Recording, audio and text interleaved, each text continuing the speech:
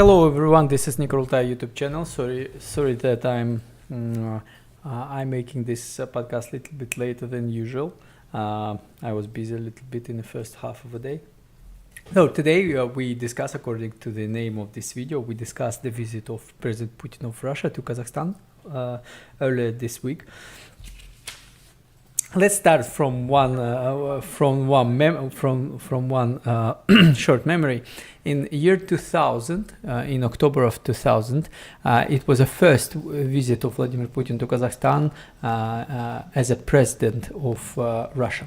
And Nazarbayev met him in Astana, and they actually established some very good connection between them.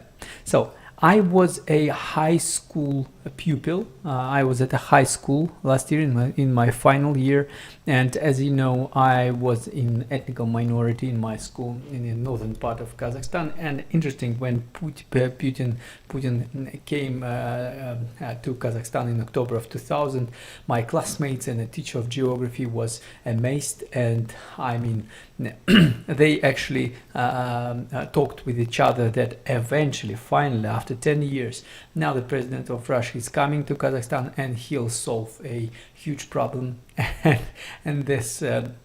and he'll solve this problem that this city probably would become a part of another country.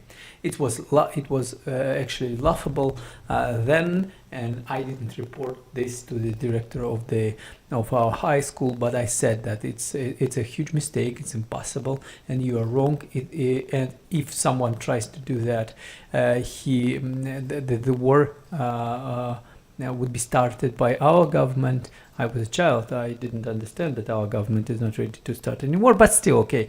I said that if I hear that once more, then I would report that to the administration of the high school, and those talks found it's over at this very moment when I said that. But still, the feeling, the sentiments among the population of northern Kazakhstan was like that 23 years ago, and we need to admit that 1 year before that, in October of 1999, ethnic Kazakhs reached 50% in Kazakhstan population, but most of them actually lived in the southern part of the country, mostly in rural areas. So so it was very, very delicate situation in Kazakhstan, and Kazakh society wasn't ready to make some moves to support its sovereignty. So it's good that nothing happened then 23 years ago. Well, so I don't think that anyone was ready for that. And when Putin, that there was a very bad psychological relationship between Nazarbayev and Yeltsin. Actually, Nazarbayev, he blamed Yeltsin for the fall of Soviet Union. And Yeltsin, who was a true Democrat, he actually he thought that Nazarbayev is a kind of dictator, tyrant, and he hadn't some common values with Yeltsin, who supported the freedom of speech, democracy, free election, etc. So they wasn't on a common ground then. And you know why Nazarbayev was like that? Because we understand that everyone, every person in the world proud of what he achieved during his life.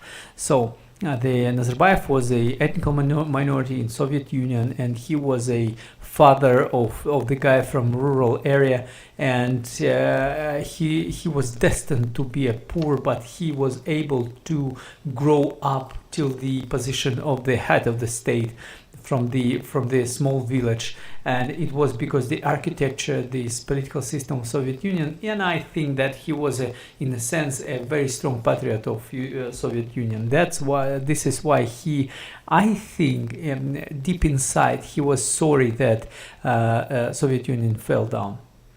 This is not about he was against the Kazakh national interest or something. It's just sentimental stuff.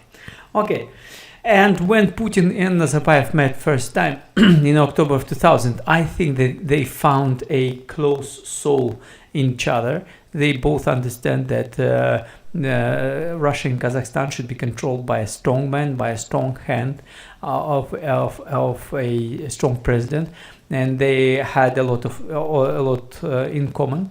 You know that the difference between them is 12 years. They both astrologically are dragons, and in a sense, Putin learned a lot from Nazarbayev how to build his system of power, how to rule, etc. So it was 23 years ago, and in 2000, and after that. You know that as a president, if you would try to discover information in the internet, for example, Wikipedia and other sources claims that the most often in his international journey, Putin actually visited Kazakhstan, not Belarus. 26 times to Belarus, and 29 now 30 times to Kazakhstan. Why so? I see three different reasons. First of all, because you know that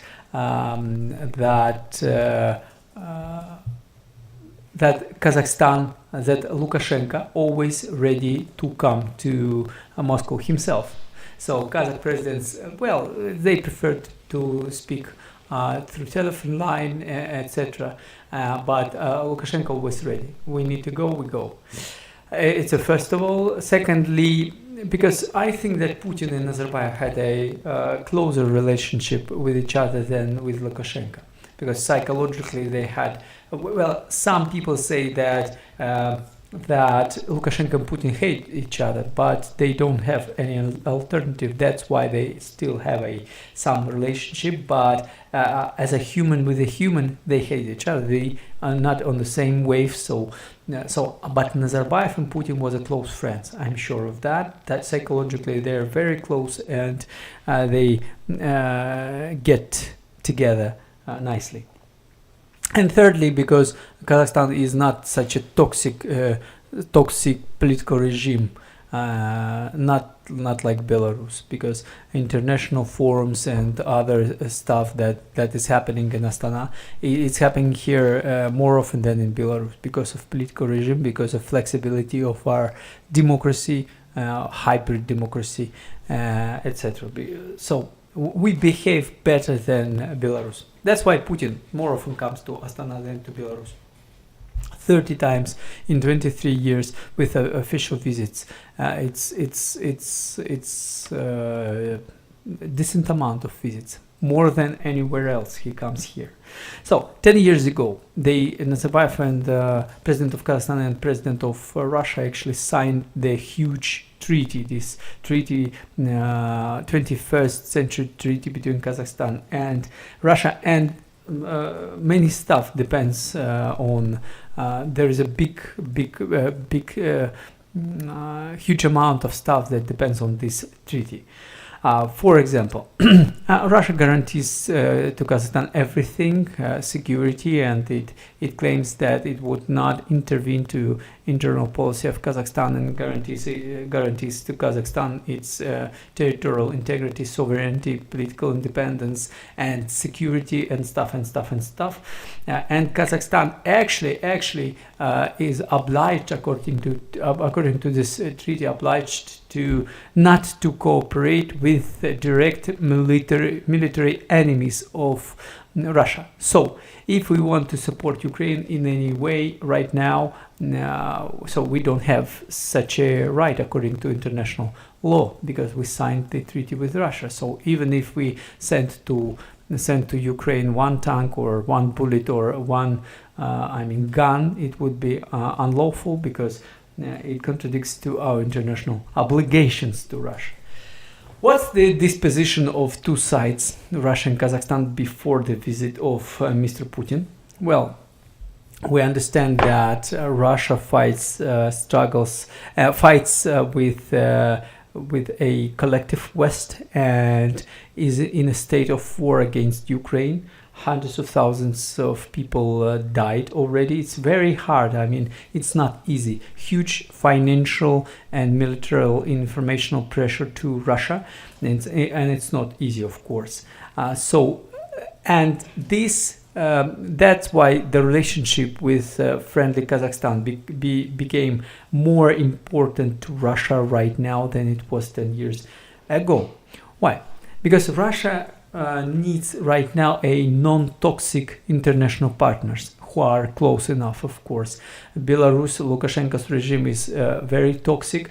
Others, just like Iran, Venezuela, Syria, or North Korea, are very, very toxic. I mean, if you say these are my friends, well, it's not nice for international audience.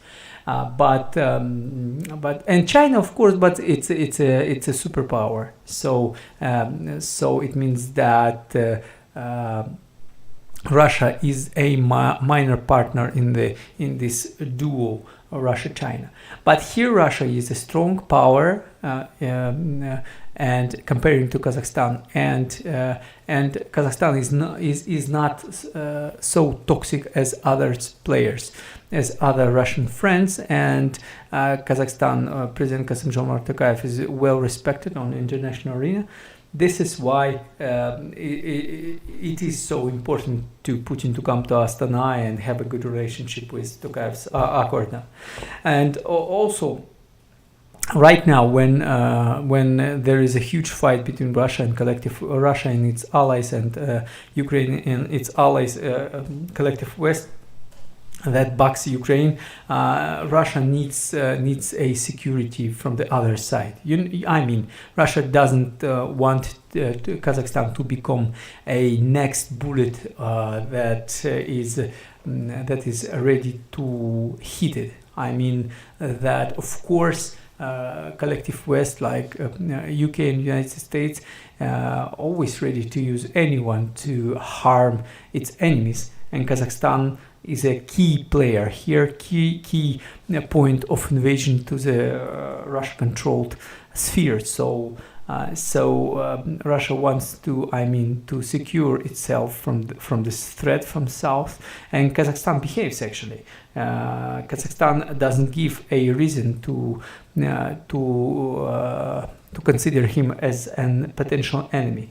We don't give a weaponry to anyone, to Ukraine, whether it's Ukraine or someone else, and we don't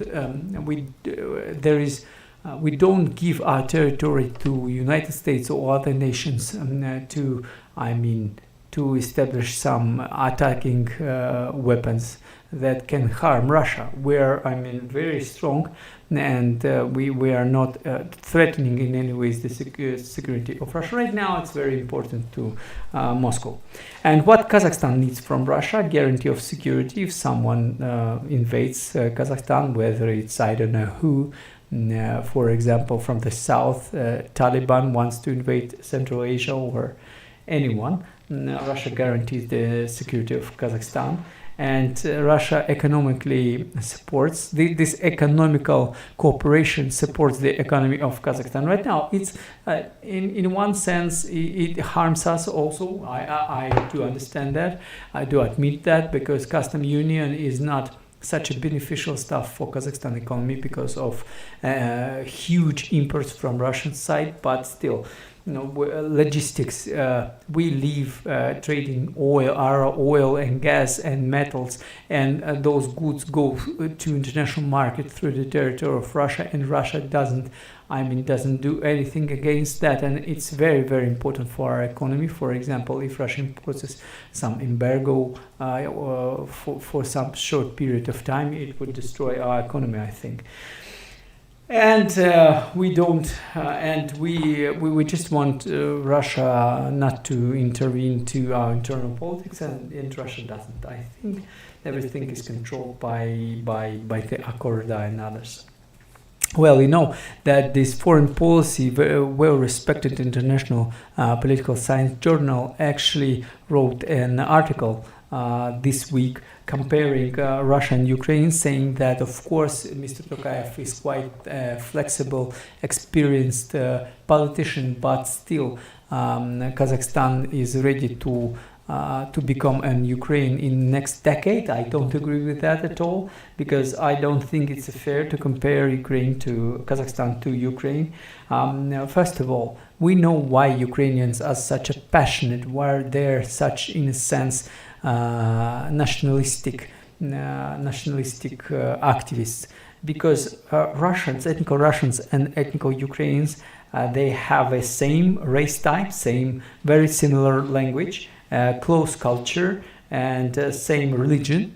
I mean, Orthodox Christians. So it's very easy to disappear to Ukrainian culture if they are too close with Russians or live with them in one state.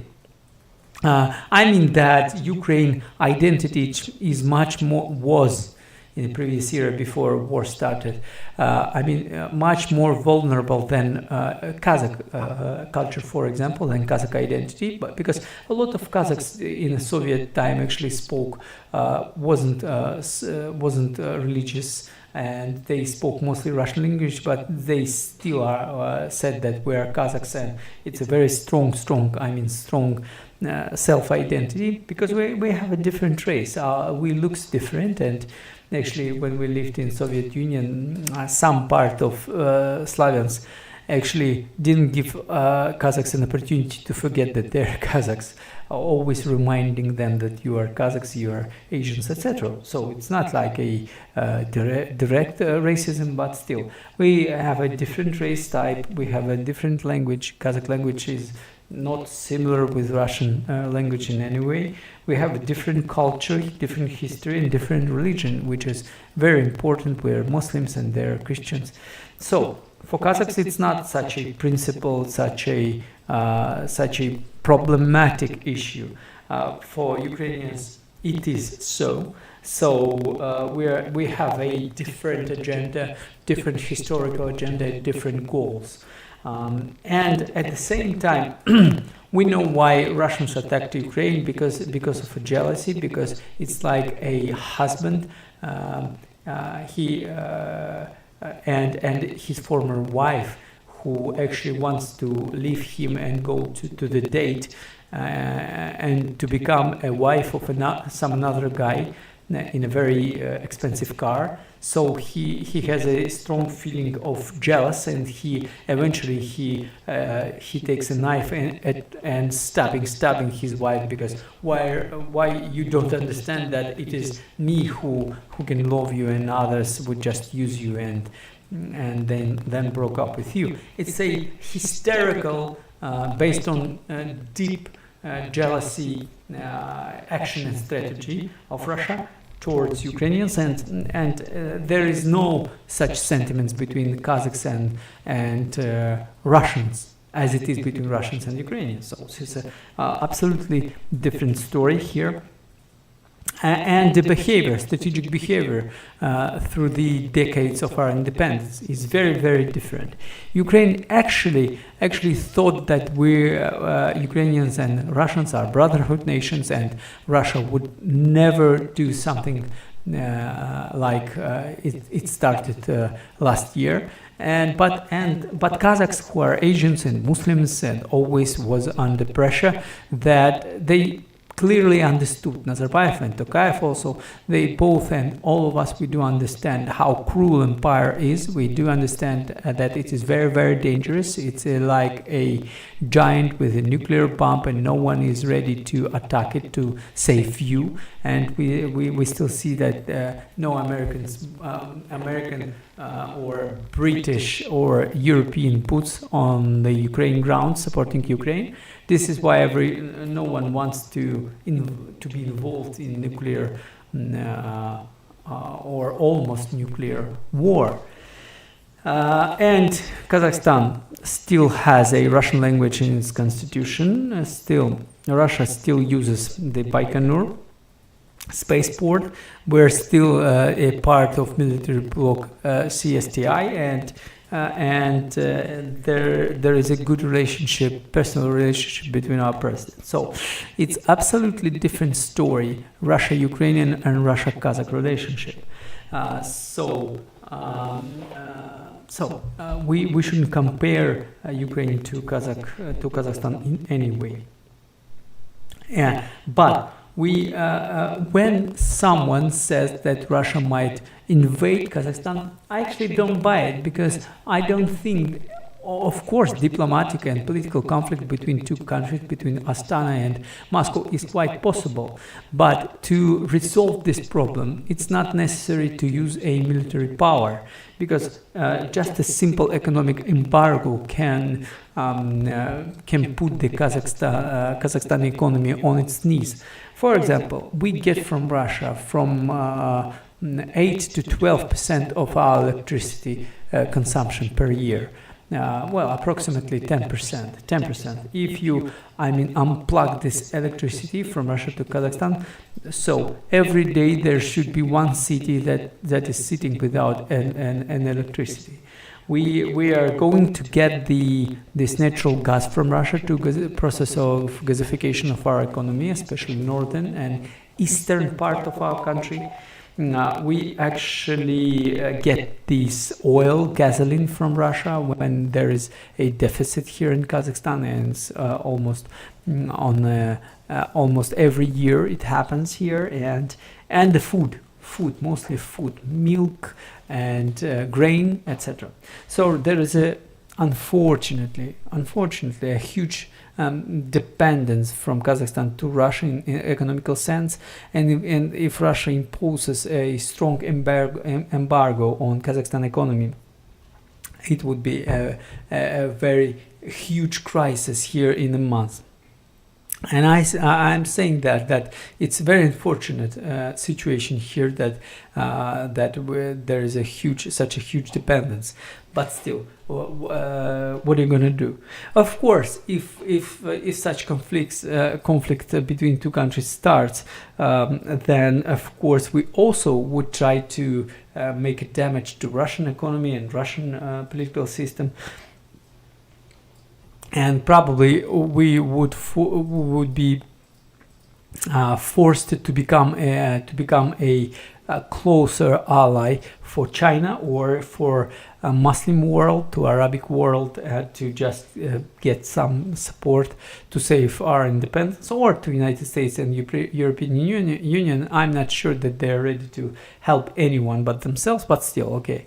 So it's a mutual threat which is more dangerous for us, but also dangerous enough for Russia. That's why the cooperation and friendship is better for both countries. This is why we don't participate in any sanctions against Russia, and we actually are quite a pragmatic side here. In the previous decades, Russia tried to apply some very aggressive rhetoric against its neighbors, whether it's Georgia or Baltic countries or Ukraine and Kazakhstan including. Not Putin himself or any official politician, but these politicians from parliament or just a civil activists. They, of course, Kremlin pushed some button, and those activists suddenly started to criticize Kazakhstan. Now it's not like that. I think that Russia just got that such a strategy is not effective against its own neighbors. Of course, Russian military is still on the territory of Ukraine and occupying more than 20% of internationally recognized territory of Ukraine. But it's very bloody stuff, bloody war, and I think in the Kremlin experts understand that this aggressive approach is not effective to keep allies closer to Moscow. This is why I think that Russia is trying to apply soft power and to its neighbors, to Georgia and to Central Asia. Investing money, investing resources and technologies, and speaking very accurately without any aggression, because it tries to soften elites and the populations of country around Russia. And Kazakhstan, actually last year there was a lot of protests against the Russian war last year here in Kazakhstan, and there was a lot of people who wrote very harsh words about President Putin. But right now, when he came here this week, there wasn't any very active and strong protests against Mr. Putin. Because of two reasons, I think. First of all, our patriotic and, in a sense, nationalistic part of our society actually understand that all those catastrophes that happening in Kazakhstan, and infrastructural problem and problem with electricity and oil, it's our internal problem.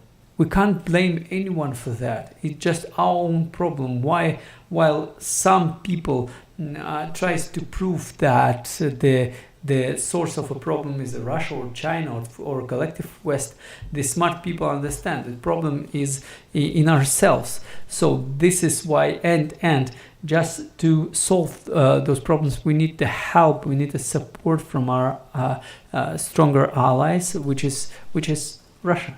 That's why they are not so aggressive.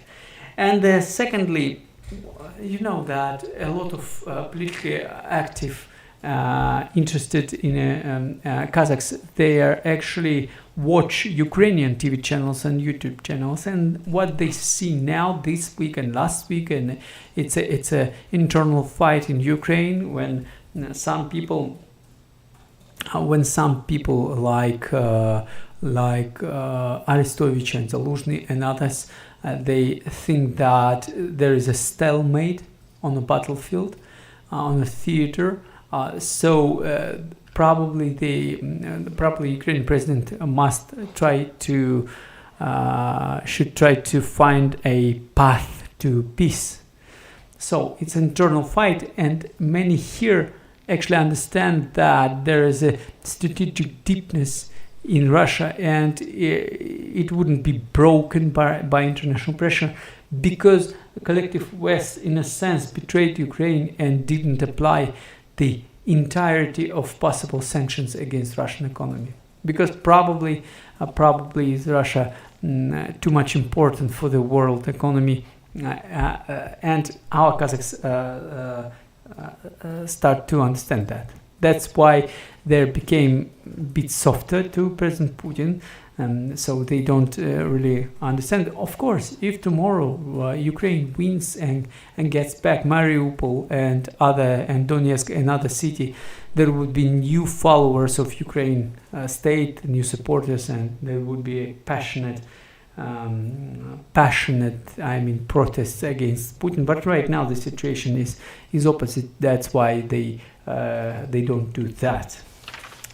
So this is that's some words about the cooperation and the reasons behind this visit of Russia, of Mr. Putin to Tokayev. Well, I'm not sure that we need to discuss particular projects, because there are a lot of them, and there is a working process here, and they would do these electrical stations and etc. But political situation is like that. Of course, the 100 years ago there was an industrialization in Soviet Union. And it's not like Soviets themselves did the whole of industrializations. The Germans, the Americans, the British, and others came to Soviet Union and helped it to create its own industry. So something like that is happening right now in Kazakhstan, because right now, just like Soviet Union 100 years ago, we're giving some opportunity to international investors to invest to Kazakhstan and to help Kazakhstan industrialize. For example, we have a lot of dozens of industrial projects of China in Kazakhstan. Right now, President Macron said that France would help to Kazakhstan to create some production. Germans ready to invest to Kazakhstan mostly for raw materials, but our government insists that Germany also have to invest to complex production. And now Russia is ready to invest some money to our infrastructure. First of all, of course, atomic electrical station, but in others to the coal electrical station, heat electrical station, and others. So probably, well, I hope that because 12 years ago, 13 years ago, the government of Masimov actually started this industrialization program, and it failed. Right now, I hope we're still sitting on the oil and gas and hugely dependent on that. And I hope the true industrialization, with the help of international partners, including Russia, happens, and would be very nice to our economy. So, about the high schools. Russian high schools in Kazakhstan, they said that 3 Russian language high schools from Russia would be built in southern part of Kazakhstan, Kizilorda, Turkestan, Chimkent, Taraz, and probably Konaev. I'm not sure where exactly, 3 languages, but it's very useful, I think, because Minister of Education Aymagambetov 2 years ago, he himself said that the quality of high school education in the cities of southern Kazakhstan is worse than the quality of school education in the villages of northern Kazakhstan, which means something. I don't know why, and no one knows, but still. So there we need to support an establishing of good high schools in southern Kazakhstan, because it's not dangerous when you build a Russian Federation high schools in northern Kazakhstan. It just helps to those who wants to live in Russia. It just helps them to get Russian education and live Kazakhstan, living to Russia and working there. So it's not good for us. But in southern Kazakhstan, most of children, almost all of them, speak very good Kazakh language, and a lot of them speaks Kazakh language only. They respect Kazakh national culture. They would never forget that they're Kazakh. So it's not dangerous. It's safe to give an access to Russians to southern Kazakhstan. There are hundreds of thousands of children living there, and only 1,500 or 2,000 children would go to the Russia-built high school. Well, if they speak Kazakh language, they can go there, and they'll get a alternative knowledge, and after that they would invest its knowledge to the economy of Kazakhstan. And also, we don't have enough these spots for pupils in Kazakh schools and Kazakhstani schools in the southern of Kazakhstan, and there are 45 children in the class, so it's not enough. So if Russia is ready to establish some school in the city of Turkestan, for example, for 3,000 children, it would be very effective, very nice for those regions. And also, if you build this Russian school in Shymkent, for example, the talented children from Kyrgyzstan, Uzbekistan, Tajikistan probably would be interested to go there to study in Russian school. Speaking Russian, and with Moscow teachers, math and physics and chemistry teachers. So we'll get some very smart children from neighboring countries, and probably after finishing graduating, they would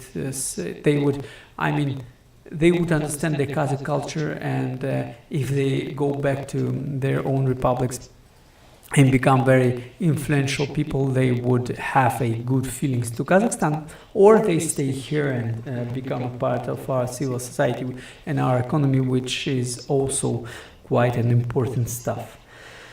So that's it. That was the stream concerning the visit of President Putin to Kazakhstan. We discussed some reasons behind the scene and not particular projects, because there are hundreds of them and I'm not sure it's interesting for you, but still we discussed some internal politics of this diplomatic relationship. Please subscribe our channel, press the like button and comment what you have just heard. Thank you very much indeed. See you soon.